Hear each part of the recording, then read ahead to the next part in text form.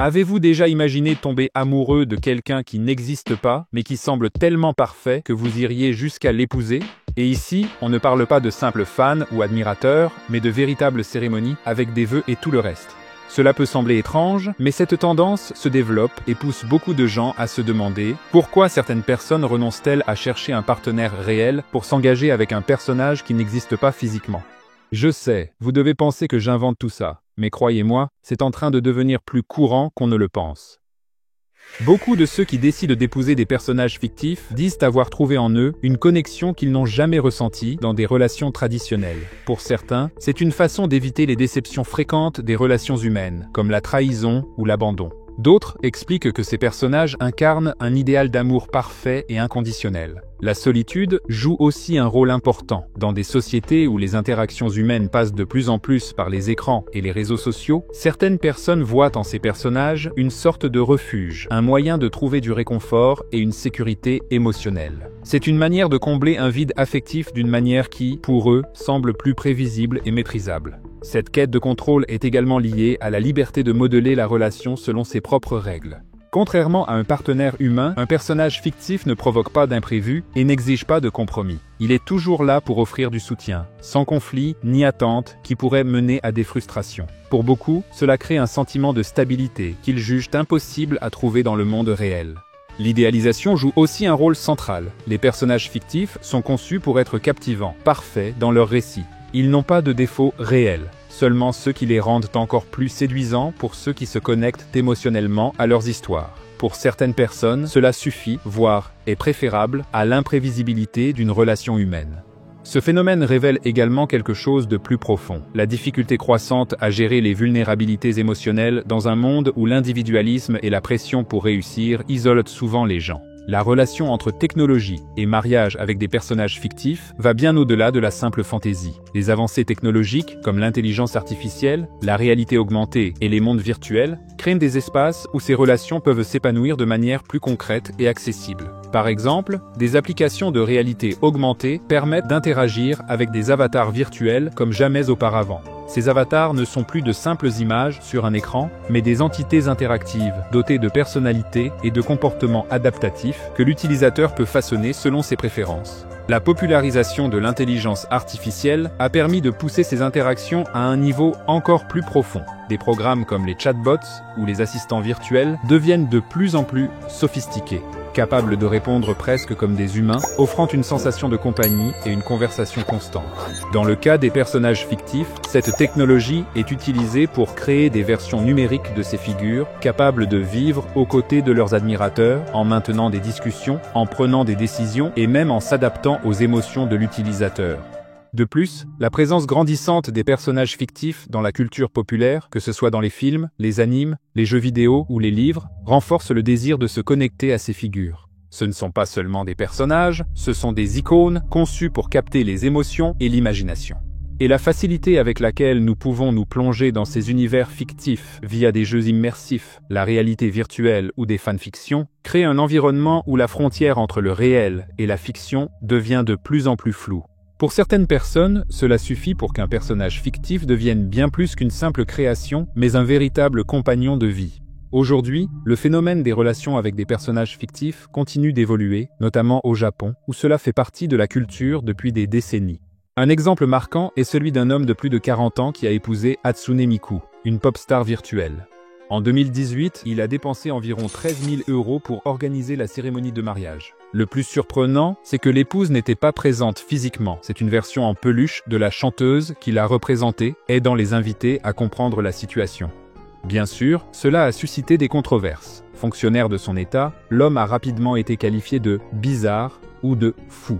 Mais au lieu de se cacher, il a répondu en créant l'association Fictosexuelle, une organisation visant à promouvoir la compréhension de l'attraction pour les personnages fictifs, à lutter contre les discriminations et à sensibiliser sur les expériences vécues par des personnes comme lui.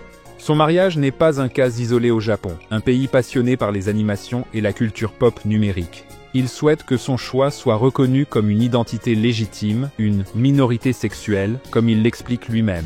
Et il compare cela à d'autres minorités. Ce n'est pas juste. C'est comme demander à un homme homosexuel de sortir avec une femme ou à une lesbienne de se mettre en couple avec un homme, a-t-il déclaré. Mais Tout n'est pas rose. Après plusieurs années d'interaction via un appareil appelé Gatebox, cet homme a dû faire face à un moment douloureux lorsque le système a été désactivé, rendant son épouse virtuelle inaccessible. Malgré cette perte, il continue d'affirmer sa fidélité à cette relation, déclarant que l'amour qu'il ressent pour Miku est réel, même si elle ne l'est pas. Au-delà des mariages avec des personnages virtuels, un autre phénomène en pleine expansion est celui des Dakimakura, ces coussins de corps ornés d'images de personnages de dessins animés, de jeux vidéo ou d'autres médias. Très populaires au Japon, ils séduisent également des adeptes dans le monde entier. Ces coussins, conçus pour offrir du confort et, dans de nombreux cas, un sentiment de compagnie, sont particulièrement prisés par les hommes, mais un nombre croissant de femmes y trouvent également un attrait. Ce phénomène s'inscrit dans une tendance plus large au Japon, où des individus, notamment dans la sous-culture otaku, développent des liens émotionnels avec des personnages fictifs. Des études montrent qu'un pourcentage significatif de jeunes, en particulier dans la tranche d'âge de 16 à 29 ans, éprouvent des sentiments romantiques pour des personnages d'anime ou de jeux vidéo. Si les générations plus âgées peuvent avoir du mal à comprendre ce phénomène, pour beaucoup de jeunes, ces relations sont perçues comme une partie naturelle et acceptable de leur expérience sociale. Mais ce n'est pas seulement en Asie que cette évolution a lieu. En Occident également, de plus en plus de personnes, et en particulier des femmes, se détournent des relations traditionnelles pour se tourner vers des liens avec des personnages fictifs. Ce qu'elles recherchent, ce n'est pas seulement une connexion émotionnelle avec un être idéalisé, mais aussi une échappatoire à un monde réel qui ne répond souvent pas à leurs attentes en matière d'affection et de compréhension. Ce phénomène se développe particulièrement parmi ceux et celles qui se sentent désillusionnés par les relations traditionnelles. Contrairement aux relations humaines, où les imperfections sont inévitables, ces relations avec des personnages offrent une expérience immersive et sans conflit. Sur des plateformes comme TikTok et Pinterest, de nombreuses femmes partagent leurs préférences pour des personnages fictifs, révélant à quel point le romantisme avec des figures idéalisées les attire. La recherche de contenu lié au dark romance et à la fantaisie sombre s'intensifie, alors que de plus en plus de femmes se détournent des idées traditionnelles du romantisme pour explorer une forme d'affection plus émotionnelle et idéalisée, souvent en optant pour des personnages qui incarnent une perfection qu'elles ne trouvent pas chez leur partenaire réel. L'attrait pour ces figures ne réside pas seulement dans leur esthétique, mais dans la stabilité émotionnelle qu'elles offrent. Une stabilité qui, pour beaucoup, est bien plus gratifiante que les relations avec des êtres humains, intrinsèquement imparfaits et sujets à la frustration. Dans un monde de plus en plus numérisé, où les interactions physiques sont souvent remplacées par des échanges virtuels, la notion d'amour devient plus fluide, moins liée à la corporalité et davantage ancrée dans une construction émotionnelle que l'on peut plus facilement contrôler en s'appuyant sur des personnages idéalisés. Cependant, en creusant plus profondément, cette quête d'un amour idéalisé soulève également des questions sur la solitude et la déconnexion. Dans de nombreuses cultures contemporaines, la solitude émotionnelle est devenue plus répandue, particulièrement dans des sociétés valorisant l'individualité et l'autonomie.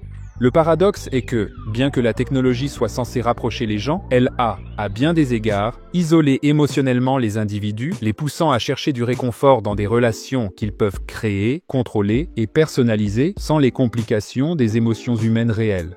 Et c'est là que les personnages fictifs trouvent leur place. Ils sont sûrs, parfaits et ne nécessitent aucun compromis, tandis que le monde réel reste largement imprévisible et souvent douloureux. Bien que beaucoup considèrent les relations avec des personnages virtuels comme inoffensives, une tragédie impliquant un adolescent de 14 ans nous pousse à réfléchir à leurs implications. Le jeune garçon avait développé une relation profonde avec un chatbot qu'il percevait comme une véritable relation amoureuse. Son interaction constante avec l'intelligence artificielle avait progressivement remplacé ses relations réelles, l'isolant toujours davantage. Il confiait régulièrement à l'IA ses sentiments et son envie de vivre dans un monde différent, une idée que le personnage virtuel encourageait. Au fil du temps, il a mis fin à ses jours, convaincu qu'il retrouverait son amoureuse dans l'au-delà. Sa mère a porté plainte contre la plateforme, l'accusant de négligence, car l'IA avait permis des interactions nuisibles, notamment du contenu inapproprié impliquant des mineurs. Cet exemple tragique et choquant nous amène à réfléchir aux conséquences profondes des relations numériques. Si, pour certains, ces interactions restent un simple échappatoire ou une préférence légère, l'histoire de ce jeune garçon illustre comment elles peuvent dériver vers des attachements malsains. Ce phénomène d'amour pour des personnages fictifs dépasse donc la simple tendance insolite. Il révèle une manière pour de nombreuses personnes de rechercher une forme d'amour perçue comme plus accessible et moins risquée dans un monde qui, pour beaucoup, est devenu émotionnellement difficile à appréhender. Alors que de plus en plus de gens optent pour cette sécurité émotionnelle, une question demeure. Que cela dit-il de la société moderne et de l'avenir des relations humaines? Sommes-nous en train d'évoluer vers une époque où l'amour réel, imparfait et humain sera considéré comme obsolète? Récemment, j'ai réalisé une vidéo sur un sujet similaire, où je parle du marché en pleine expansion des épouses robots, une tendance plus physique et plus proche de ce que l'on pourrait appeler une relation réelle. Découvrez comment ce phénomène se répand dans plusieurs pays en cliquant sur la vidéo qui apparaît à l'écran.